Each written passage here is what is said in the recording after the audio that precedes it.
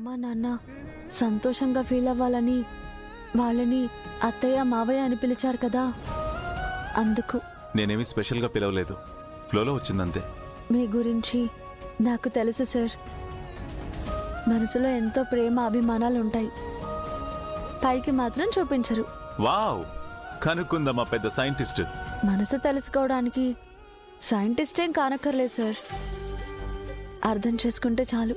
ఏంటో అంత బాగా అర్థం చేసుకుంది. మీరు చాలా మంచివారు, కుటుంబం కోసం ఏమైనా చేస్తారు. ముఖ్యంగా నా అనుకుంటే ఎంత దూరమైనా వెళ్తారు.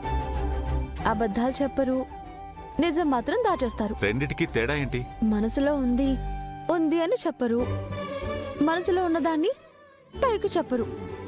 ఇంకా కోపాన్ని మాత్రం గట్టిగా అరిచి ప్రదర్శిస్తారు. ప్రేమని మాత్రం కళ్ళల్లోనే చూపిస్తారు.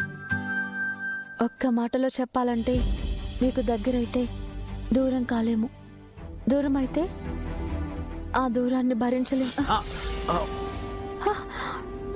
ఏమైంది సార్? అయ్యో, ఏంటి సార్ ఇది?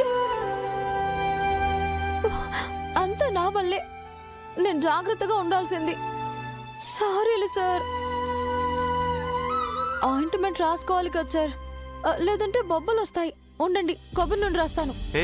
ఆగు, చిన్న గాయమే, లైట్ తీసుకో. సార్, ఒక్క మాట అడగనా? 2 అడుగు. నా చీర అంటుకోబోతుంటే మీరు చాలా కంగారు పడిపోయారు. మీకు గాయం అవుతుందని కూడా ఆలోచించకుండా మంటలార్పారు. ఎందుకు సార్? నాకేమైనా అవుతుందని భయపడ్డారా?